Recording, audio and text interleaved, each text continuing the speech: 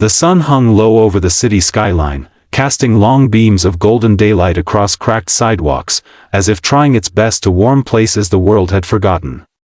On the corner of Blake Street, near an abandoned fruit stand and a rusted bus bench, a thin 12-year-old homeless boy named Malik Rowan crouched beside a cardboard shelter he had built from scraps. His stomach ached from hunger, and his clothes, an oversized gray hoodie and faded jeans, clung to his small frame. He looked like every other invisible child the city walked past daily.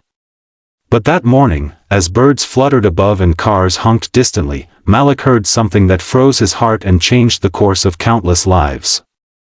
It was a faint gasp for air, a broken whisper carried by the wind, a sound so fragile that it almost disappeared beneath the noise of the city.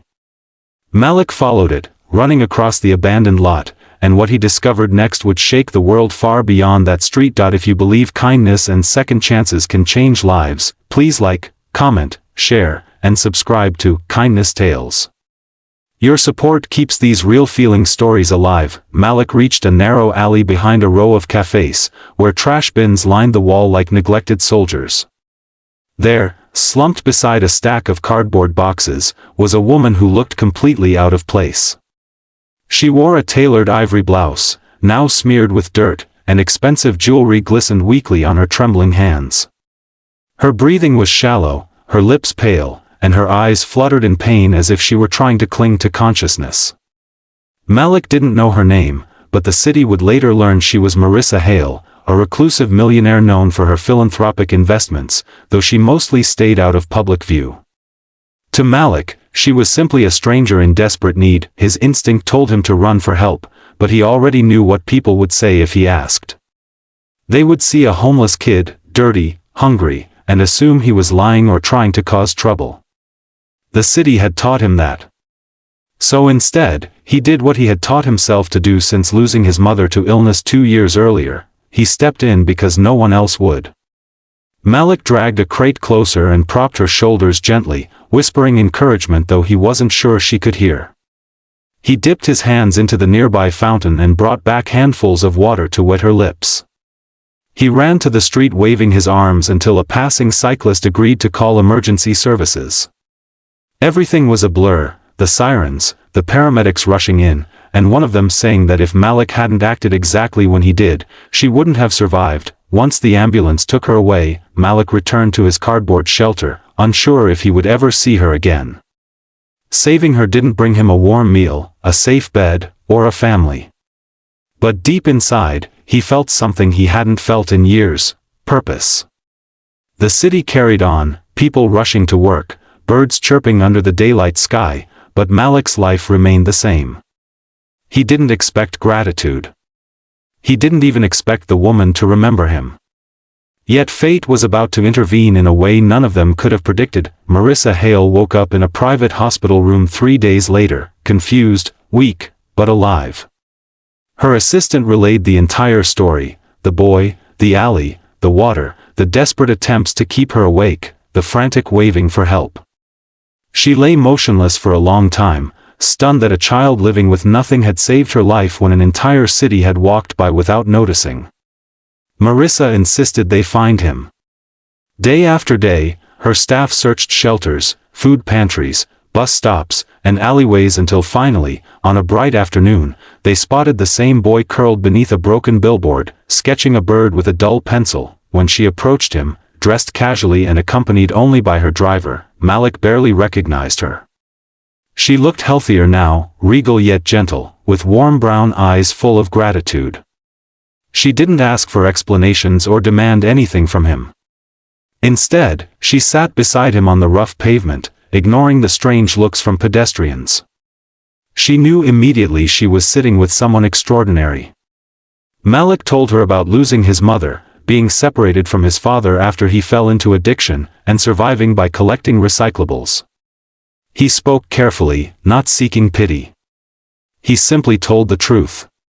Marissa listened with her full heart, tears slipping silently down her cheeks, and something inside her broke open, a longing for connection she hadn't felt in decades. Over the next few days, she visited him again and again, bringing food, warm clothes, and eventually arranging medical checkups. But Malik had learned not to trust too quickly. He kept his guard up, unsure whether she would disappear like everyone else who ever promised to help. But she didn't. For the first time since childhood, Malik felt seen. At night, as the daylight faded, he wondered what kindness could do if people truly gave it space to grow. Marissa began to research him quietly, learning about his school records, emergency contacts, and the circumstances that led to him living on the streets. She discovered that he used to be a top student before tragedy hit and everything spiraled. The more she learned, the stronger her resolve became. She didn't just want to help him survive, she wanted to help him rise. She wanted to give him the life his mother would have dreamed for him. One sunny afternoon, she brought him to a quiet cafe patio, ordered him a warm sandwich, and handed him an envelope. Malik eyed it nervously, unsure what to expect. Inside was a legal document announcing her intention to become his guardian, to give him a permanent home, education, and every resource he needed to build a future. Malik stared at the papers, his hands trembling. For years, he had been told he wasn't wanted, that children like him were forgotten, burdens, lost causes.